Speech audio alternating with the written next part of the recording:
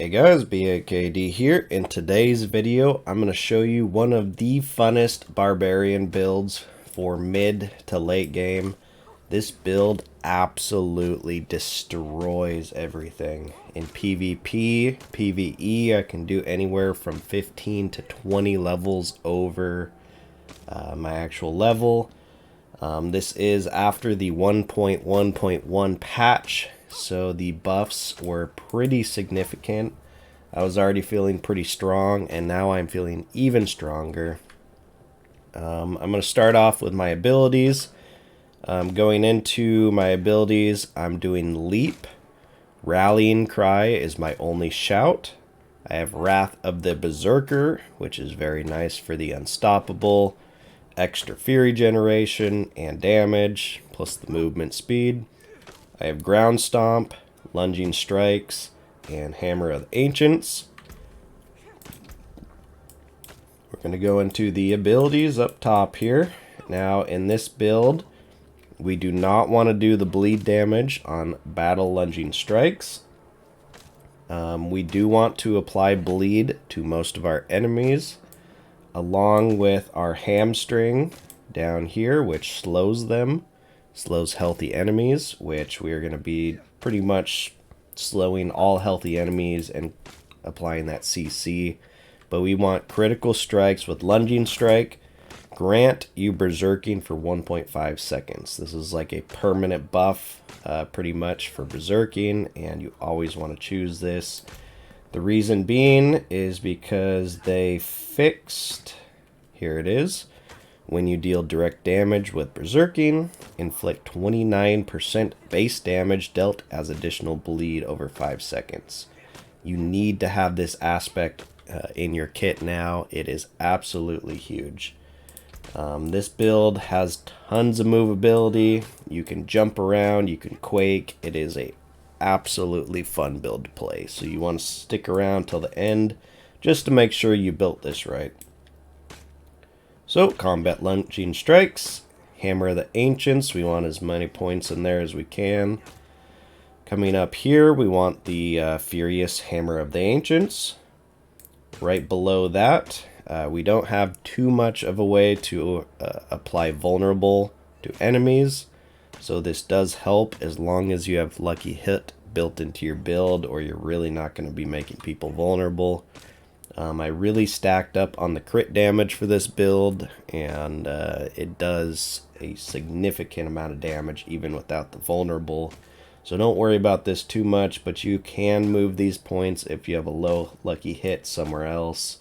You can put more shout resistance. You can do really anything with those points, but that's where I have them now. I like having the extra chance to make enemies vulnerable. We are going to be doing Ground Stomp. This is our reliable way to stun people. We want to do the Ground Stomp generates 40 Fury. When we have Rallying Cry up and Ground Stomp, we pretty much max out our Fury and we can pound the crap out of people.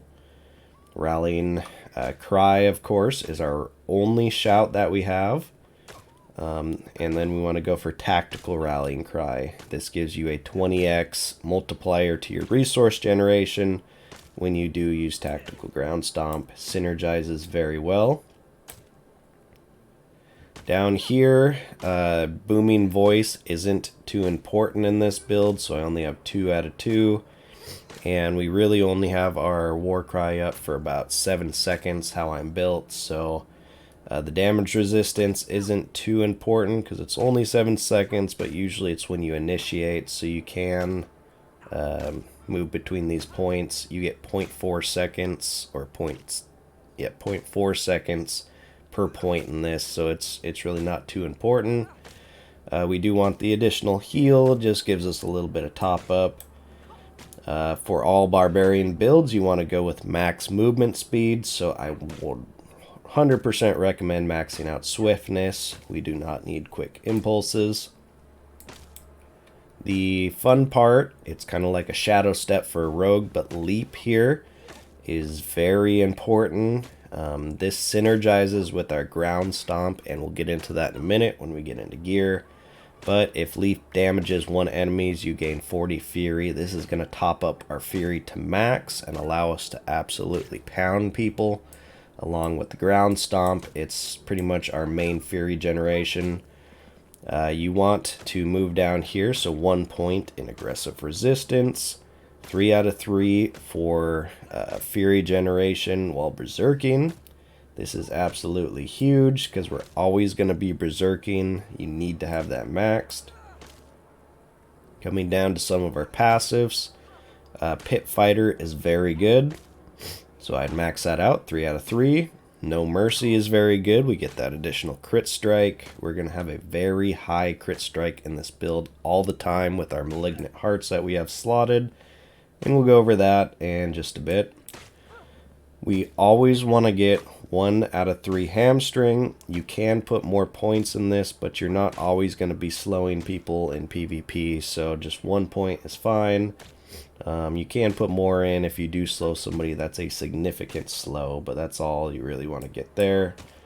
Coming down here, we want 1 in thick skin. This gives us just a little bit of fortify. We have another way to get fortify in this build, and it's really the only reliable way without slotting in a affix in there. So at least 1 point in there, and then we want to get 3 out of 3. So if you have over 50% fortify, you get a huge damage increase, which we're usually always above that fortify range. Coming down here, we have heavy-handed and 3 out of 3 wallop. Now you want one of these two on your amulet, wallop or heavy-handed. If you have 3 out of 3 heavy-handed, it's like 60 or 70% crit strike damage. So that is absolutely huge. But what everybody says is there's a soft cap of 200% on crit strike damage in PvP. Nobody really knows for sure, but I always try to slot around 200% just for that reason. So wallop is the better option. It's a 30x multiplier to stunned or vulnerable. And if we get somebody with a ground stop stun, it's a huge multiplier, and I'll show you why in a few. I did Tempered Fury, gives us a little bit extra fury. I'm not too sure if I want more fury, but this Furious Impulse gives me a ton of fury because I'm always swapping weapons. And we'll get into the weapon masteries and what weapons to use after I go into the skills. Wrath of the Berserker is very good because the more you pound people, the more damage you increase. So if you're really walloping on somebody, you'll do more and more damage to them, eventually just absolutely destroying them. So Wrath of the Berserker is a good way to break out of stuns, CC, and all types of things. It has a little bit of a delayed reaction when using it, but this is a very good passive. The other one is the Iron Skin. If you have the legendary affix on this that grants you Unstoppable, that's also good. It's a very tanky way to go, but it's not a shout. So I think that the Wrath of the Berserker is better in my opinion. Coming down to the ultimate, or the key passive, we want Unbridled Rage. Your core skills deal additional damage, but cost 100% more fury. You need to have this. This is a huge damage multiplier, so nothing else really works for this build. So, going to the Expertise and Weapon Master. So we want to max out our two-handed axes. We do 15x damage to vulnerable enemies. Increased crit strike chance against vulnerable enemies. So pretty much we'll have 100% crit with this build. But this is huge. I typically always leave it on this one. The other option is the two-handed sword is pretty cool because it does bleed, but we don't really need that. If you don't have the glove imprint, or wherever you put it for the bleed damage, you can do the swords there to apply your bleed, so you always have that berserking with your lunging strikes. Two-handed mace, that is being used all the time when you do the slam, so other than that you don't really need it. So I'd always go with the two-handed axes there. I'm trying to build up my one-hand axe expertise, and it gives more crit strike damage to injured enemies. So if I don't one-shot somebody, then that comes into play. For where I put these, you want the axe on your leap. So when you leap in, that's going to be bleeding all of the enemies. So you always want to have the two-handed axe on there.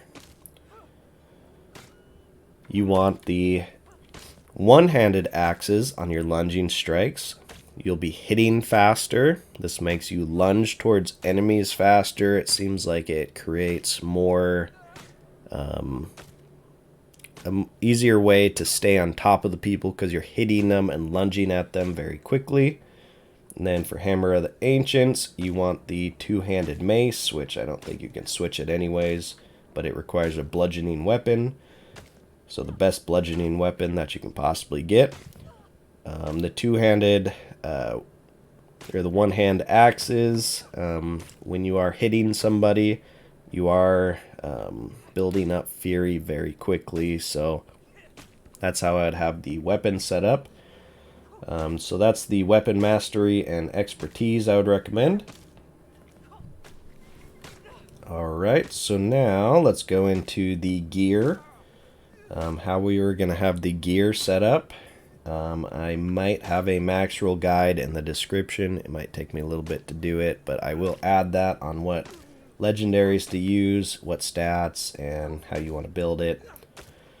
Coming into the head slot, the main ones you're looking for is cooldown reduction, basic attack speed, and armor. That last slot is for you to choose.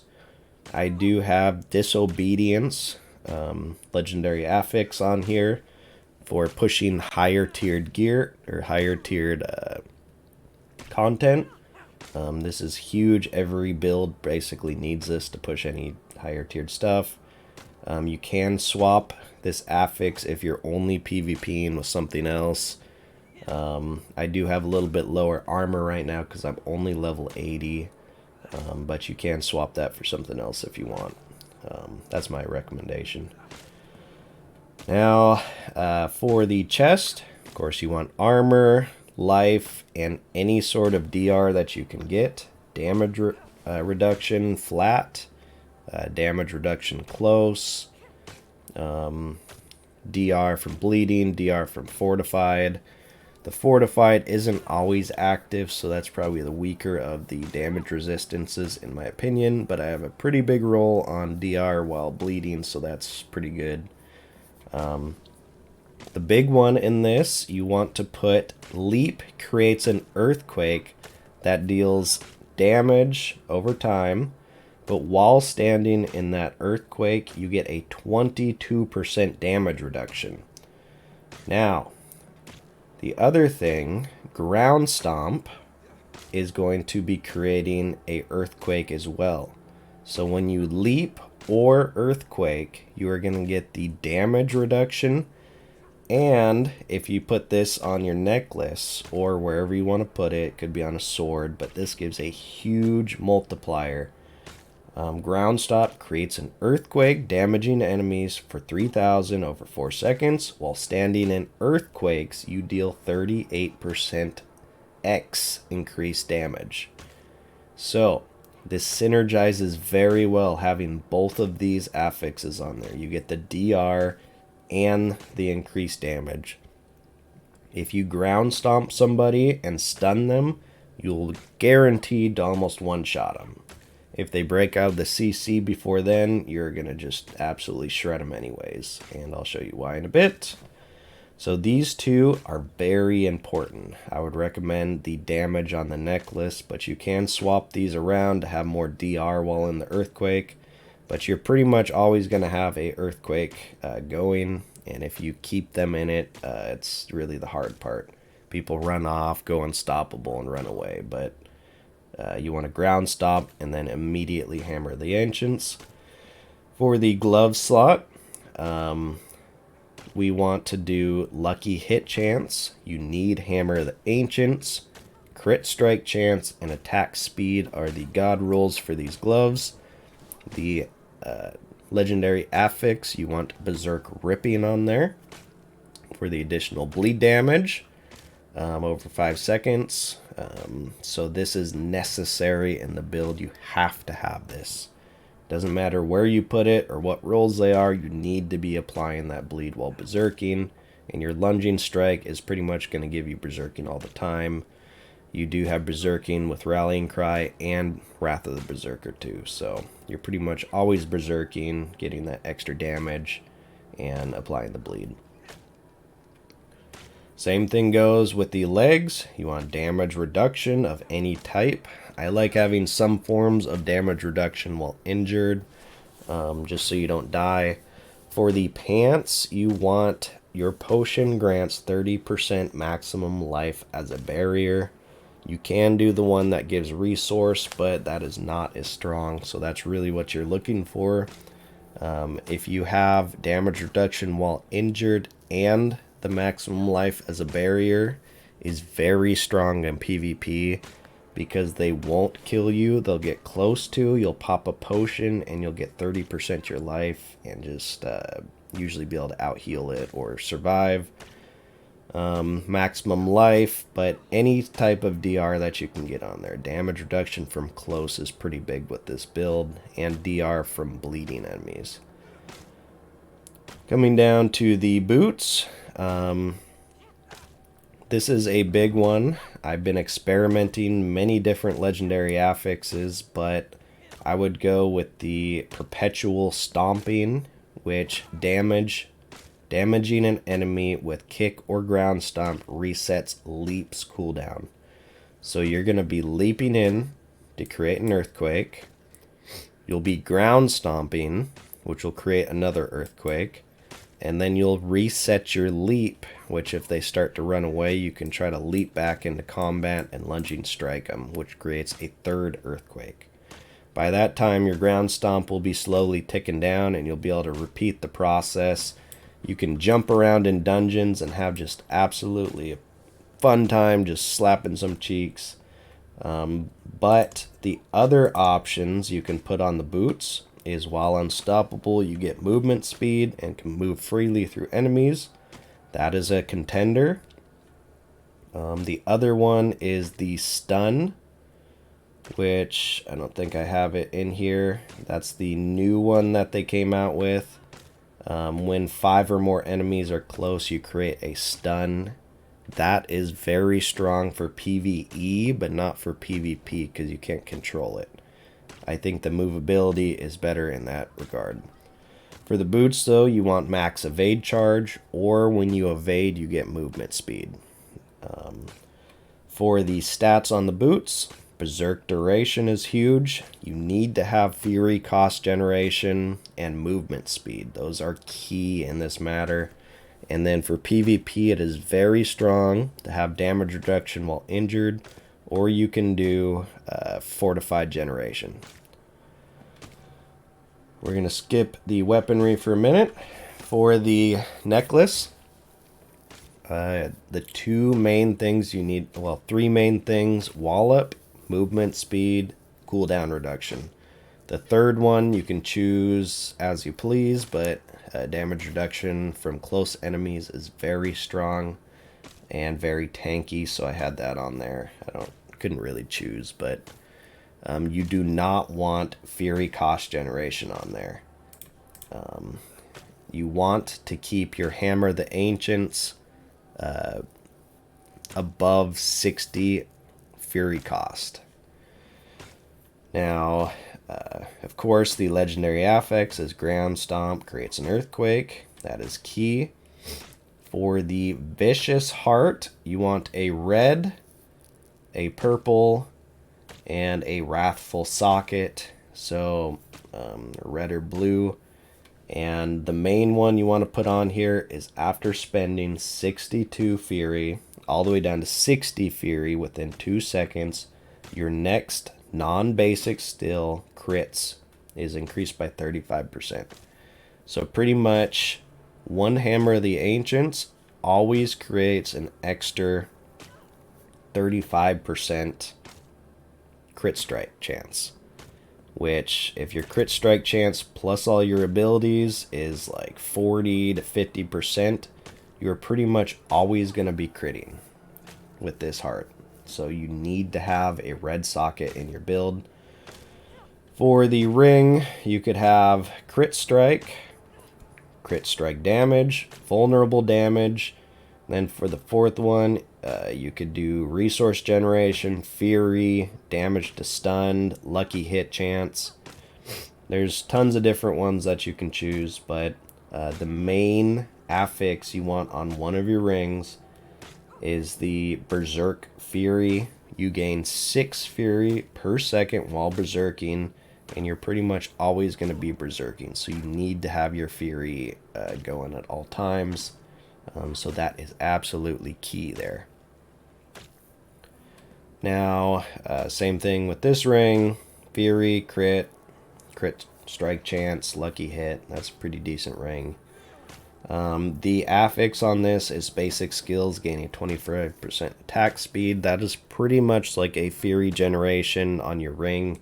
You get 25% more fury pretty much, because you're going to be lunging strike. With the generated fury increased on this, plus this is very good, but you can always swap this affix off for really any other damage affix that you want. You can look through there, but this is, I've been playing with this. You can do crit when you gain attack speed from crits from core is good, but for the Wrathful Heart, you want to put a Barber Heart in here. On the Barbarian, it is just absolutely huge. That is your big damage dealer. It is going to clear dungeons. But yeah, the Barber Heart, if you don't have it, just go into a Malignant tunnel for 2 hours and just farm it until you get one. They may have increased the drop rates, but I don't know. You got to farm that baby. Now, I have one-handed axes and two-handed axes in all my slots for damage to healthy enemies on all my weapons. Can't choose the bludgeoning weapon, but the Barber Heart allows us to hit up to 3.5 seconds of additional healthy damage before it explodes, and you see some absolutely huge explosions, anywhere from 5 to 20 million at level 80. So it clears out dungeons, but that is huge for this build. If you don't know what the Barber Heart does, look it up online, but this is a key to this build. It is way overpowered, and you definitely need that. But healthy damage is big. For the two-handed axe, you want close damage, core damage, vulnerable damage, all stat, strength, or crit strike damage. I have my crit strike damage at 200% because nobody knows if that's the baseline or not, but I have it slotted pretty nicely so I can have a little bit of vulnerable damage, and core damage, close damage is pretty good to stack on top of that. On one of your two hands, you need to have Cannibal's Chopper of Ancestral Force. So I think it's called Ancestral Force, but you want Hammer of the Ancients to quake outwards, dealing 108% of its damage to enemies. This just got buffed, so this is a huge damage modifier. This is what basically AoEs the room. Paired with the Barber Heart, these two legendary affixes are going to shred things. So that needs to be on the two-hand. I think you can get this for free if you need the baseline one, but the higher damage percent, the better. But that needs to be there. Okay, on the next one, I went with the same rules. Vulnerable, core, all stat, close. I don't have any crit damage on this because I'm at 200%, but who knows if that's true. I did the expectant aspects, so when you use your basic skill, and we're going to be hitting very quickly, is going to increase the next core skill cast by 9% per hit, so that's pretty big. We're always going to be lunging. Next one here, same rules on the stats, but you want to do potentially Edge Masters on there. Skills deal 15x damage based on your available Fury resource, your primary resource when cast. As long as you have Berserking up, Rallying Cry, and then Leap or Ground Stomp, you're going to max your Fury out and then slap some cheeks. Two-handed Mace, I would go crit strike damage, core, close, vulnerable damage, strength, all stats. The other main one to have on your other two-hand is the best damage multiplier, is going to be Limitless Rage. So between these two are key to have on your two-handers. Each point of Fury you generate while at maximum Fury grants your next core skill 4% all the way up to 60%. So if you're like half Fury, you're Berserking, and you Ground Stomp, you're immediately going to get that 60x multiplier, and it just absolutely destroys with these axes. For consumables, while you're PvPing, of course, choose whatever you want. Attack speed is decent. You have the Curative Elixir, makes you unstoppable for 1 second, so that breaks you out of CC. I'm pretty sure you can bind that to a hotkey. I would do Armor. Crit strike chance is good. You can do max life, and even the 50 resource additional, so you have like 200%. The only thing with that, it's hard to max out 210 Fury sometimes, so you don't always get all your bonuses, so I may avoid that one. But it's your dealer's choice on the potions. Alright, so for the fun part, we're going to get into the Paragon board. This is definitely not perfect, but this is how I have it built. This is going to be the basics to it. You can build this in a different way, and I'm sure this build will work. But we are going to start off with our basic board. You need to have Exploit slotted in your first board. You really have no way at early game to apply Vulnerable reliably. So while you're leveling up, always put Exploit in there. Try to get it to level 15 as fast as you can. But I think this may have been one of the last ones I got to 15. But Exploit in your first board. I went with both sides there just because it was a couple points away. I had to get the decks there and then move up.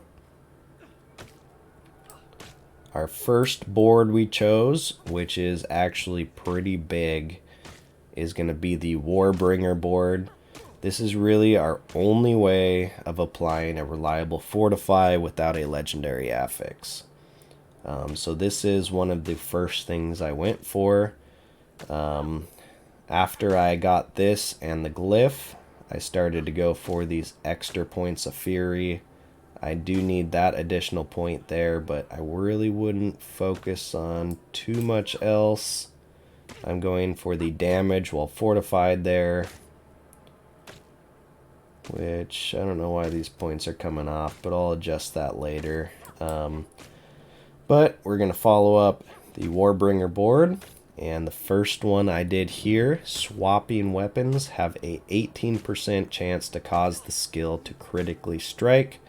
Now that's why I have one different weapon on each thing. So when you lunging strike, that's swapping weapons. When you two-handed axe leap, it's swapping weapons. And then you hammer the ancient and it swaps weapons. So this is the second glyph, and you usually want to max this one to 15 first, so not exploit. So pop on this one, the crit strike, along with that heart we were talking about. Spending 62 Fury within 2 seconds gives 35% on top of the 18, and then some of the abilities that give additional crit. We're pretty much always going to be critting. So that is key for this build. And of course when you swap weapons you get that huge damage multiplier. And you just want to follow it around. These ones all come last. unless you need the dexterity there to fill that slot, which I did, so I usually come off there. You want to follow it all the way up. These ones kind of came first because you get that 16 Fury, but I would at least go for this one node there, and then just kind of move down here and get this one as fast as you can. You need that fortified generation for the DR. You have DR on some of the armor and some other benefits, so that is pretty big to get there. Coming off, before I got really anything else other than that, I came off to our second board, and I went from the DR from close. This is going to be Might, 8x increased damage while wielding a two-handed weapon, and that requires 40 strength, so I'm not sure if that's the best one. You can probably do something like Wrath, would be pretty good, and it gives the crit strike damage, so you'll be slapping some cheeks. You can do Undaunted there, damage while fortified, but you're not always fortified, but it does help. So you can really put whatever you want in this slot. But this board is the Flawless Technique. We are not going to go for the Legendary node. And down here, it doesn't really have any prevalence, but it was just a couple points away, so it helps my one-handed weapons do additional damage. But we are going to follow it off. Of course, get the glyph slot first. We want to come up here. You want the DR from close. That is key. You want as much damage reduction as you can get. So I got all of those nodes on top of this. Glyph slot gives me additional one-handed crit damage, and it gives me more close DR.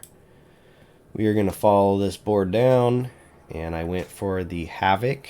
This is a huge DPS node, especially if you're PvE and you want as much crit damage as possible. And as far as I got on my level 80 and all of my renown done, I did the Carnage board. I don't think we're going to go for the Carnage node, but this one, I followed it down. We want Berserking Duration, which is pretty good because we're always berserking. More DR from close. We're only 2 points away from getting 4.5% more DR. And the glyph slot, we went with Territorial, the DR from close. You kind of see the pattern here, as much DR and damage as possible. We get additional close damage and DR from close. I went and did the damage roll berserking. This is a pretty big node here, and you need the dex to unlock the glyph there. And then I'm following it straight over, and we're going to go for our next board eventually there. I think I'm going to get 6 boards total. I'm going to come this way, and then probably one off this way here. After I get that DR well fortified potentially, and then we're going to max out our glyphs from there. Alright, so that is the Paragon board. If you have any questions, I'm not too sure if this is going to be set up in max roll immediately, but you can check back later and potentially see this all aligned for you. If you have any questions though, leave them in the comment box below and I can try to answer them. But this build absolutely destroys PvP and PvE.